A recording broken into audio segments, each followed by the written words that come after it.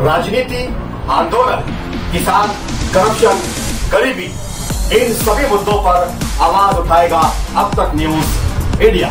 सत्ता के आगे जब भी सवाल कमजोर पड़ने लग जाए तो सवाल उठाने पड़ते हैं। बोल के लफ्ज आजाद है तेरे, बोल के सच जिंदा है अब तक।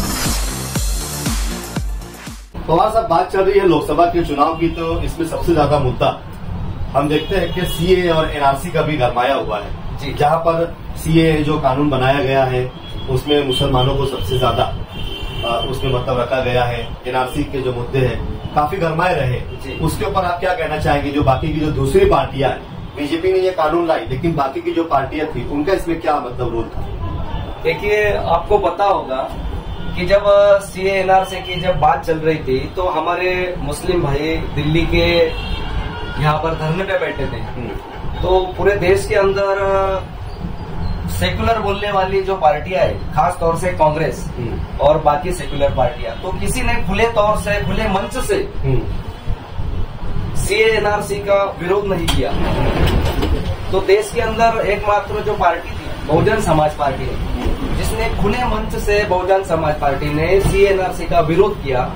और आपको मैं बता देना चाहूँ कि हमने जब सीए एनआरसी का जो मसला चल रहा था कोरोना के पहले, तो बहुजन समाज पार्टी ने सब पूरे देश में इसका आंदोलन चलाया और खास तौर से मालेगांव में हमने सीए एनआरसी के खिलाफ में जेल भरो आंदोलन किया था, जिसका मैं आपको सबूत भी देता हूँ। और खुद को सेकुलर बोलने वाले जो पार्टियां जो थी मालेगांव की, तो उनके जो लीडर थे, तो सब के सब लीडर जो थे अपने आप को सेकुलर पार्टी के लीडर बोलते थे, वो सभी लीडरों ने छोटी छोटी तंजीमें बनाकर और अपने जो पार्टी के जो झंडे और डंडे हैं वो किनारे रख दिए और एक छोटी तंजीम के नाम पर वो लोग सीए एनआरसी का विरोध करने लगे व्यक्तिगत। जबकि उनको कहना चाहिए था, अपनी पार्टी के जो लीडर थे, सेंट्रल लीडर, महाराष्ट्र लीडर, उनको ये कहना चाहिए था कि हम खुले मंच से और पार्टी के बैनर तले हम इसका विरोध करते हैं और हमें और सारे देश के मुसलमानों को इस सीए एनआरसी के जांच से हमको बाहर निकालना है। और जो सबसे ज्यादा नुकसान जो है सीए एनआरसी के अंदर, मुसलमानों से ज्यादा हिंदू और अदर कम्युनिटी का भी होने वाला था, लेकिन उन्होंने जो मुद्दा जो बनाया कि भाई मुसलमानों के लिए ज्यादातर सीए एनआरसी, और आज जो है सीए एनआरसी का विरोध आज तक बहुजन समाज पार्टी करती आ रही है। पवार साहब ने भी इसके ऊपर जब ये बिल लाया गया तो शरद पवार ने भी अधिवेशन से वॉकआउट कर लिए थे, ना हिमायत की ना समर्थन किया। जी। तो फिर यही बातें आपने जो बताया, यही बातें होती रही थी कि भाई पवार साहब के नुमाइंदे मालेगांव के अंदर है। आज मालेगांव के अंदर गढ़ी से लेके आज गढ़ी से निकल के तुतारी पे आ गए। जो तुतारी जो बजाने वाले लोग हैं उन्होंने ये बात सोचना चाहिए, और तुतारी वालों के पीछे जो लगे हुए लोग हैं उन्होंने भी ये पूछना चाहिए कि भाई पवार साहब ने वॉकआउट क्यों किया था, पवार साहब ने क्यों पार्लियामेंट के अंदर, विधानसभा के अंदर उनके भी लोग थे, क्यों नहीं उसका विरोध किया। ये सवाल जनता ने उनके लीडर से पूछना चाहिए। एमआईएम कहती है कि हम मुसलमानों के हक अधिकार की बात करते हैं, उसके लिए फरावेसी साहब हमेशा कांग्रेस का जमकर विरोध करते हैं, लेकिन हम देख रहे हैं कि मालेगांव में उनकी पार्टी के एमएलए, धुलिया में उनकी पार्टी के एमएलए, मालेगांव में उनकी पार्टी के जिला अध्यक्ष, उनकी पार्टी के शुमाली सदर, ये सबके सब कांग्रेस की वर्करी कर रहे हैं। देखिए, आपको पता होगा कि पार्लियामेंट का जब इलेक्शन होता है तो पार्लियामेंट के जो सेकुलर उम्मीदवार जो है अभी की, जिसको सेकुलर बोलते हैं कांग्रेस की, तो इनका खुद का तो वजूद नहीं है। आपको पता होगा कि जितने भी ग्रामीण भाग है उनके ऊपर ये अपने 2-4 रिश्तेदारों को गाड़ी में बिठाते और घूमते रहते हैं, और इनके जो दारो मदार है सब ये मालेगांव के मुस्लिम लीडर और मुसलमान समाज के ऊपर ही बैठी हुई। तो एमआईएम हो चाहे राष्ट्रवादी हो, ये जितने भी इनके जो लीडर है इनको आने वाले असेंबली में उम्मीदवारी करना है। तो जो भी उन्होंने जो फंडिंग किया है, उनके आने वाले इलेक्शन में उनका असेंबली का इलेक्शन सीधा करने के लिए उन्होंने शोभाताई बच्चाओं के प्रचार में लोग लगे हुए हैं, चाहे वो मौलाना मुफ्ती साहब हो, चाहे वो आसिफ साहब हो, चाहे वो और बाकी लीडरान हो। तो ये सब अपने आने वाले असेंबली के इलेक्शन सीधा करने के लिए इनके लिए घूम रहे, बाकी दूसरा कुछ है नहीं, उनको चुन के लाने का बिल्कुल भी नहीं।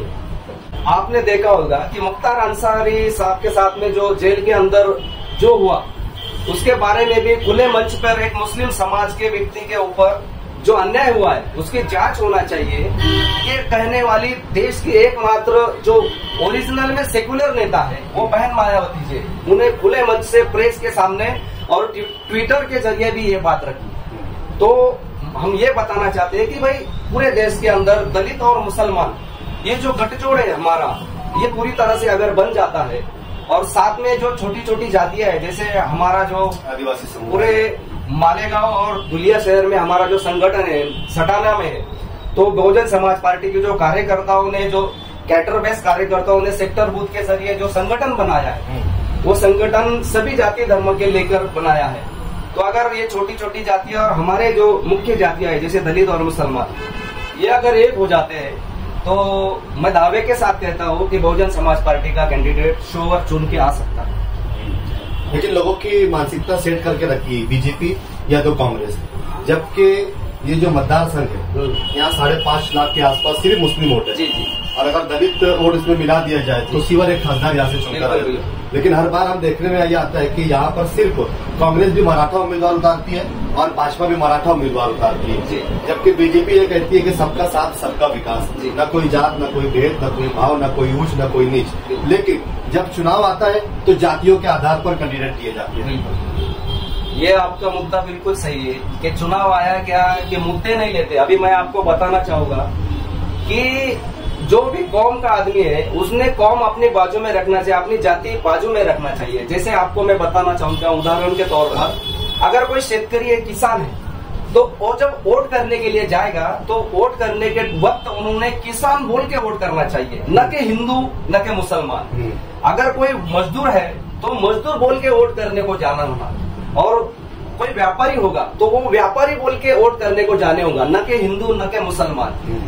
उसका मतलब यह है कि हम लोगों की तकलीफें जो है रोजी रोटी की है, पेट पाने की है, रोजगार की है। हमारी समस्या मंदिर मस्जिद की नहीं है। मंदिर मस्जिद की जो समस्या इन्होंने पैदा करके रखी है, निर्माण करके रखी है, ये पॉलिटिकल बीजेपी ने, कांग्रेस ने अपने फायदे के लिए राज करो। बिल्कुल बिल्कुल अंग्रेजों की तरह। बिल्कुल बिल्कुल। तो ये जो मुद्दे है ये बहुत जहरीले हैं, हमें ये मुद्दे में वो फंसा के रखते हैं। हमको अगर रोजगार होना, हमारे नौजवानों को अगर रोजगार मिलेगा, हमारे देखो आपको पता होगा कि कई दिनों से 2, 4, 5 साल से मालेगांव में कुत्ता गोली का बहुत बड़ा रैकेट चल रहा है। हमारे नौजवान बच्चे पूरा अपना परिवार को छोड़ के कुत्ता गोली का व्यसन करते हैं, उनको बहुत बड़े तकलीफों का सामना करना पड़ता है। अगर उनको रोजगार मिलता है, अच्छा काम धंधा मिलता है, तो वो लोग ऐसे फालतू के जगह पे अपना वक्त जाया नहीं करेंगे। रोजगार की क्या जरूरत है? सरकार तो फुकट में अनाज दे रही है। जी जी जी जी, बिल्कुल बिल्कुल। फुकट का अनाज देखो, मैंने एक वीडियो देखा था, वो वीडियो पे ऐसा एक हिंदी पिक्चर का डायलॉग था कि भाई जिनको मुफ्त के खाने की आदत पड़ जाती है वो कभी काम नहीं कर पाते। तो इस देश के अंदर जो है वो फुकट के खाने की आदत हमारे लोगों को वो डाल दे, ताकि वो अगर बोलते हैं कि भाई अनपढ़ रहेगा इंडिया तो ही हम उनका फायदा उठा सकते हैं। तो वो हमको ये चाहते हैं कि भाई ये अनपढ़ रहे, पढ़े लिखे नहीं, इनको रोजगार ना मिले और ये हमेशा कटोरे लेके हमारे सामने हाथ फैलाए खड़े रहे। पढ़ लिख लेंगे तो कानून समझेगा, होशियार चालाक हो जाएंगे तो हमसे सवाल पूछेंगे, और हम नहीं चाहते कोई हमसे सवाल पूछे। बिल्कुल बिल्कुल, यही उनका मकसद है। बिल्कुल। देखिए आपने ये जो मुद्दा उठाए थे किसानों के बारे में, और वैसा ही जो है वो दवा औषध जो है वो कंपनियों का है। आपने देखा होगा कि कोरोना काल में वैक्सीन बनी थी, वो वैक्सीन के आज इतने बुरे रिएक्शन नजर आ रहे हैं कि जिन्होंने वैक्सीन ली थी वो सभी लोगों को हार्ट अटैक आ रहे। तो ये मोदी ने जिसको ये कॉन्ट्रैक्ट दिए थे, तो वो कंपनी से लेके करोड़ों रुपए का जो बॉन्ड के नाम पर, इलेक्ट्रोल बॉन्ड के नाम पर जो चंदा लिए थे, ये चंदा लेने वाली वो जो कंपनियों पर बैन रखा हुआ था, तो इनसे वो पैसा लेकर उन्होंने वो कंपनियां एक्सपायरी डेट में गई हुई कंपनियां दोबारा चालू किए, और वो इलेक्ट्रोल बॉन्ड के चंदे से पैसा लेकर उन्होंने उनको वो रसद पुराई और उनको वो परमिशन दिया गया। आप देख रहे होगे कि इलेक्ट्रोल बॉन्ड के अंदर बीजेपी हो या कांग्रेस हो, ये सभी इलेक्ट्रल बॉन्ड के अंदर इनका नाम है, लेकिन देश की एकमात्र ऐसी पार्टी है बहुजन समाज पार्टी जिसके नाम पर 1 रुपए का चंदा नहीं है, 1 रुपए का चंदा नहीं है। तो इस तरह से इनका ये रैकेट चलता है और ये मनमानी से अपने जो दवा गोली का जो पैकेट होता है उसके ऊपर अपने हिसाब से वो उनके ऊपर कीमत छापते, MRP छापते, और 10 रुपए की चीज वो 1000 रुपए की कैसे बिकी जाए इस हिसाब से उनका ये रैकेट चलता है। तो ये सब मिले जुले लोग हैं, तो इनके ऊपर जनता ने विश्वास नहीं करना चाहिए और इनको सबक सिखाने की आज जरूरत है। आप ये कह रहे हैं कि एक ही सिक्के के मतलब दोनों रूप? बिल्कुल बिल्कुल, चाहे वो कांग्रेस हो या बीजेपी कहते हैं कि कांग्रेस हो चाहे बीजेपी हो। आपको पता होगा कि कांग्रेस ही बीजेपी की जननी है। जैसे लोग बोलते हैं कि भाई बीजेपी ये सेकुलर है, सेकुलर है, तो आपको पता होगा कि 2014 का जो इलेक्शन हुआ था पार्लियामेंट का, तो पार्लियामेंट के 2014 के इलेक्शन के दौरान 125 ऐसी सीटें थी, ऐसे MP जो बीजेपी से चुन के आए थे जो पहले कांग्रेस में थे। तो आप इस पे से अंदाजा लगा लीजिए कि भाई कांग्रेस ही बीजेपी है, मतलब बीजेपी कांग्रेस है। ये राजाराम सीताराम, सीताराम राजाराम, ये ऐसा भजन पूरे देश के अंदर चल रहा है और हमारे लोगों को, इस देश को बेवकूफ बनाने का काम चल रहा है। इस बार की लड़ाई जो है वो इस मुद्दे पर लड़ी जा रही है कि संविधान बचाने की लड़ाई है। जी, क्या आपको लगता है कांग्रेस संविधान बचाने के लिए निकली है? देखिए, जिन्होंने कभी संविधान की अमल नहीं किया, जिन्होंने कभी संविधान के निर्माताओं की इज्जत नहीं की, ऐसे लोगों से संविधान बचाने की हम उम्मीद कैसे कर सकते हैं? आपको पता होगा कि बाबा साहब का महापरिनिर्वाण 1956 में हुआ था और 1956 से लेके 1991 तक, जब 40-45 साल के करीब में जो भारत का सबसे बड़ा सर्वोच्च सम्मान होता है, जो भारत रत्न का खिताब होता है, तो वो बाबा साहब को कांग्रेस ने कभी नहीं दिया। वो नहीं चाहती कि भाई एक दलित इस देश को भारत रत्न से नवाजा जाए। तो भाई जो बाबा साहब के प्रति इतना बड़ा द्वेष रखते हैं, तो उन लोगों से संविधान बचाने की हम क्या उम्मीद कर सकते हैं? अगर संविधान बचाना ही होता तो 60 साल कांग्रेस को क्या कम थे? कांग्रेस का नाकामी के वजह से ही बीजेपी यहाँ पर आई है। तो ये ना बीजेपी संविधान बचाएंगी ना कांग्रेस बचाएंगी। तो जो बहुजन समाज पार्टी है हमारी, बहुजन समाज पार्टी बाबा साहब, महात्मा फुले, शाहू महाराज, शिवाजी महाराज और हमारे जो उलेमा जो थे, जिनकी सोच सेकुलर थी सही मायने में, तो इनके जो विचारधारा, इनकी जो सोच है, वो सोच पर ऊपर संविधान को बनाया गया है। अगर उनकी विचारधारा के ऊपर संविधान बनाया गया है, तो संविधान की अगर अमल बजावनी कोई करेगा, उनको जो इम्प्लीमेंट करेगा सही मायने में, तो जो बाबा साहब का नाम भी लेती है और काम भी बाबा साहब के नक्शे कदम पर बताए हुए नक्शे कदम पर करती है, ऐसी देश की एकमात्र जो पार्टी है बहुजन समाज पार्टी, वही संविधान को बचाएगी और संविधान को लागू करेगी। एक आखिरी सवाल, हम देख रहे हैं कि पूरे देश में इंडिया महागठबंधन बना हुआ है जी, और सब कह रहे हैं कि लोकतंत्र बचाना है, संविधान बचाना है, लेकिन इस लड़ाई में BSP बहुजन समाज पार्टी और महाराष्ट्र की डॉक्टर प्रकाश अम्बेडकर की वंचित बहुजन अघाड़ी, ये दोनों इस लड़ाई में शामिल नहीं है जी। क्या ये दोनों बीजेपी के साथ है पर्दे के पीछे से? देखिए, इस बार जो भी उन्होंने बीजेपी हो या कांग्रेस हो या फिर अन्य जो दल हो, तो आपको पता होगा कि दल के जो प्रमुख है सभी कौन है, आपको सबको पता होगा। और ये नहीं चाहते कि वे इस देश के अंदर बाबा साहब के जो नक्शे कदम पर चलने वाले लोग हैं, बाबा साहब की जो बात कहने वाले लोग हैं, संविधान की जो बात सही मायनों में जो इम्प्लीमेंट करने की बात करने वाले लोग हैं, ऐसे लोगों को ये गठबंधन में शामिल ना किया जाए। ये सोची समझी साजिश है और साजिश के तहत वंचित बहुजन आघाड़ी को और BSP को इन गठबंधनों से बाहर रखा गया है। तो इस चुनाव में फिर BSP और वंचित बहुजन आघाड़ी गठबंधन करके साथ क्यों नहीं आए?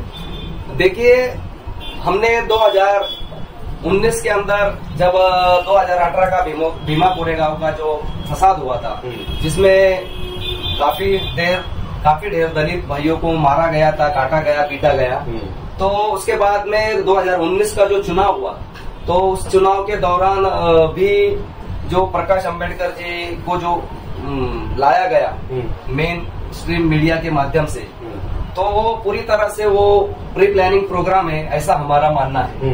क्योंकि 40 साल तक हमारे जो साहब है, हम उनकी बहुत कदर करते हैं, बाबा साहब के वंशज है, 40 साल तक राजनीति करने के बाद आज 40 साल में बहुजन समाज पार्टी की जो नेता है बहन कुमारी मायावती जी, 40 साल के अंदर बहुजन समाज पार्टी ने माननीय काशीराम जी ने यूपी जैसे देश के सबसे बड़े सूबे में 4 बार सत्ता बनाई। लेकिन माननीय प्रकाश अंबेडकर जी ने 40 साल अकोला छोड़ के कभी पूरे महाराष्ट्र में संगठन बांधी नहीं की, उन्होंने काम नहीं किया। तो आज शुक्र है बहन मायावती जी का बहुजन समाज पार्टी का हमारे जैसे कार्यकर्ता को उन्होंने पकड़ा, नहीं तो आज भी हम राजाराम सीताराम बीजेपी कांग्रेस में किधर तो भी अपना भविष्य ढूंढते रहते हो। आज भी हम देखते हैं पवार साहब के, आज भी बाबा साहब के मानने वाले लोग हमें कहीं ना कहीं कांग्रेस के गुट में दिखाई देते हैं तो कहीं बीजेपी के गुट में दिखाई देते हैं। ऐसे लोगों को क्या संदेश देना चाहेंगे? देखिए कैसा है,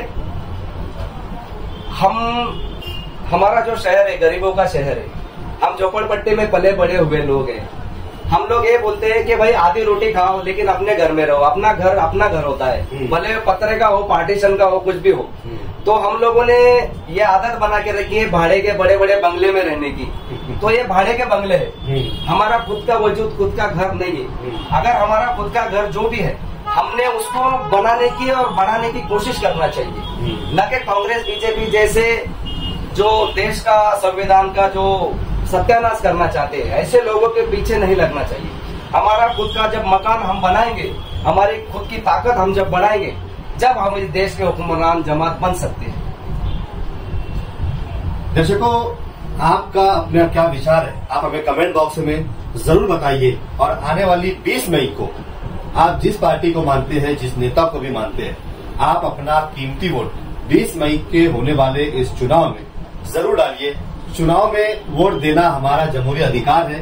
डॉक्टर बाबा साहेब भीमराव अम्बेडकर के बनाए हुए संविधान ने हमें यह अधिकार दिया है कि चाहे वो इस देश का बड़े से बड़ा अरबपति क्यों ना हो, उसका भी वोट बराबर है। और झोपड़ी में कुटिया में रहने वाले एक गरीब इंसान का वोट भी बराबर है। तो हमें इस वोट के अधिकार को अधिकार के तौर पर मनाना चाहिए, अदा करना चाहिए। और होने वाले चुनाव में हमें अपना वोट देकर, चाहे वो किसी के समर्थन में हो या किसी के विरोध में हो, वोट जरूर करना चाहिए।